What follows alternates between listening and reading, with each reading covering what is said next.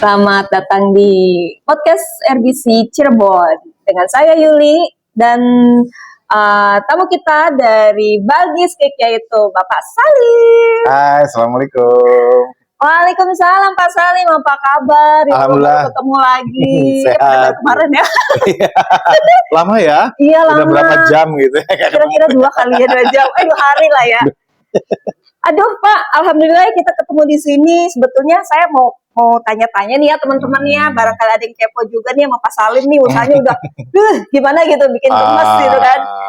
Bisa. Kayak gimana ya, pengen kayak Pak Salim gitu loh. Ada nggak sih yang punya perasaan kayak aku gitu? Gampang tinggal operasi hidung. Gitu ya. Pak Salim. Ya, Pak Salim rumah di mana sih? Aku kepo deh. Saya rumahnya di Suratno, di Jalan Suratno. Tepatnya di Suratno Gang 1 nomor 16. Wih, lengkap tuh ya adik-adik teman-teman semuanya. Kalau istri 1, 2. Istri saya tadinya 1. Oh, tadinya 1 jadi.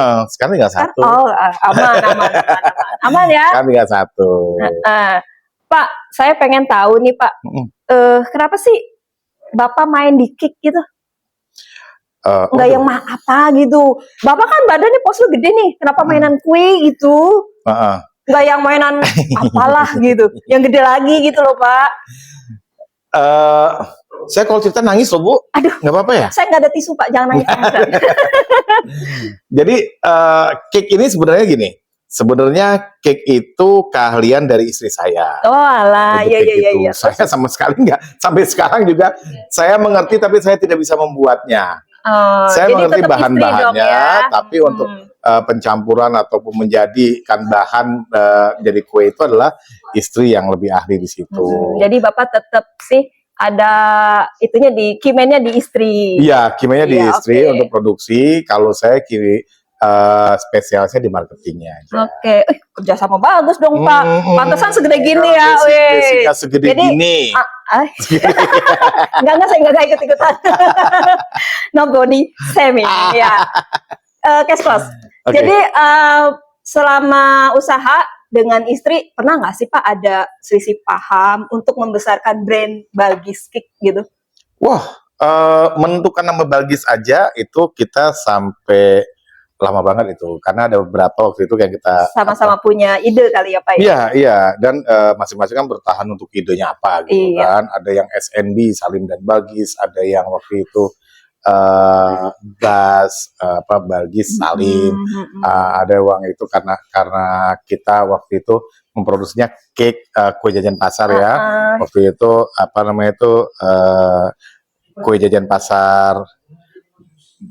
Dulu belum ada jadi balsa gitu kan, balsa Balgis Salim, kue balsa gitu kan.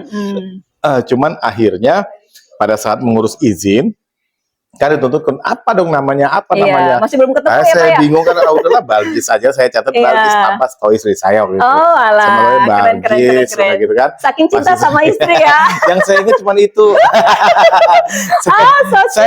Saya lupa sama Ita, saya lupa sama siapa tuh? Yang saya ingat saya cantumin Balgis udah gitu kan. Jadi pada saat jadi gitu kan, itu PIRT ya.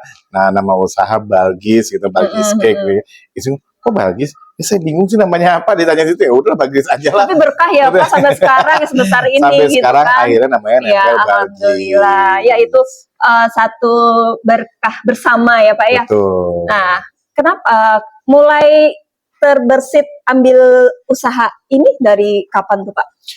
2014 saya lagi enak-enaknya bekerja di Jakarta. Kirain 2014. Lagi happy-happynya, lagi jaya-jayanya saya bekerja di Jakarta. Waktu itu saya marketing di salah satu perusahaan. Lagi nikmat-nikmatnya waktu itu, tapi ada sesuatu di Cirebon yang mengharuskan saya harus pulang ke Cirebon waktu itu. Terus saya ngobrol sama istri bagaimana kalau kita pindah hijrah ke Cirebon. Akhirnya istri bilang ya udah kalau itu yang terbaik ya udah nggak apa-apa. Saya resign. Saya bilang kita harus mulai dari nol ini. Jadi kita mulai fight itu belum pandemi karena 2014. Sampai Cirebon saya cari marketing, tenaga marketing yang terima marketing. Cuman akhirnya mentok saya juga larinya akhirnya marketingnya ke insurance gitu kan. Oke, standar lah ya. Tahu sendiri kan, sebagai asuransi kan rezeki harimau Iya, gitu kan. Kalau dapat banyak, nggak dapat Iya. lama gitu. Iya. Akhirnya istri bilang, izinkan bagaimana kalau saya bikin jajan pasar, saya titip ke toko-toko. Coba aja saya bilang kan, nanti saya bantu masukin ke toko. Saya tawar-tawarin sampai waktu itu kita bawa barang-barang kita tuh kantor-kantor. Wah, keren nih Bapak nih. Lama-lama berpikir kita masih pakai motor kan. Perjuangan ya Pak. Berdua gitu kan.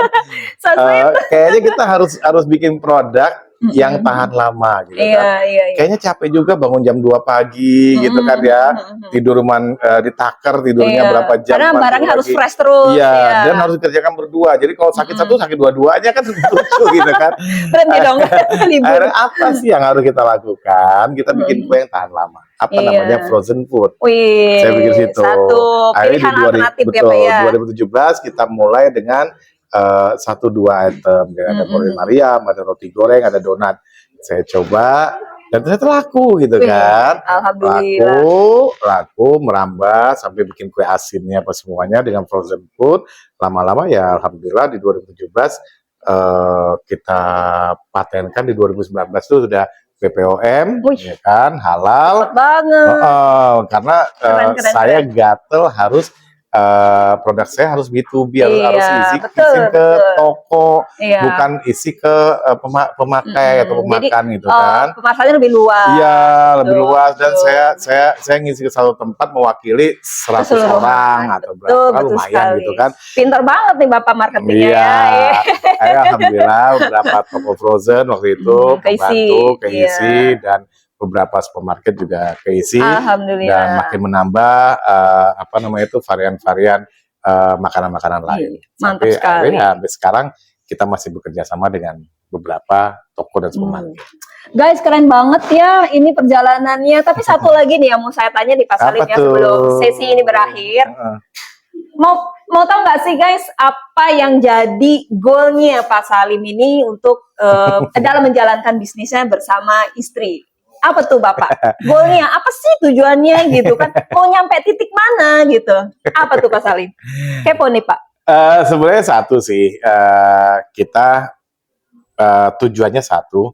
Sebenarnya sih untuk orang mengetahui produk kita, terus orang dapat manfaat dari produk kita. Karena kan tujuannya kan mencari jalan keluar orang dalam kebingungan mencari konsumsi atau makanan yang mereka bingung untuk dapatnya di mana gitu kan, sehingga kita produksi itu. Kan sebelum waktu itu kan masih sedikit sekali ya produk frozen food ya, masih apalagi dengan roti Mariam. Ya? Jadi mereka masih bingung. Aduh, malam tuh pengen makan ini, tapi kalau mau pengen makan kebab harus beli, ya udah tutup, udah tutup. Tapi kalau sekarang kan udah bisa, pengen makan kebab, tinggal pasang teflon, udah bisa. Keren nih Bapak memanfaatkan peluang ya. Nah, mudah-mudahan kedepannya sih, saya pengennya produk saya itu ya bisa dikenal, dan Balgis itu makin luas dikenalnya, dan menjadi warisan saya untuk itu tujuannya ya Pak ya. Alhamdulillah sekali ini teman-teman semuanya sangat inspirasi sekali ya perjalanan Balgis Cake dari awal 2014 sampai di detik ini masih bisa viral produknya. Ya, teman-teman semua, nanti kita lanjut di sesi berikutnya. Untuk sesi ini kita cukupkan sampai di sini. Sampai ketemu lagi di podcast Rumah BUMN Cirebon bersama saya Yuli dan juga UKM yang lain. Sampai jumpa.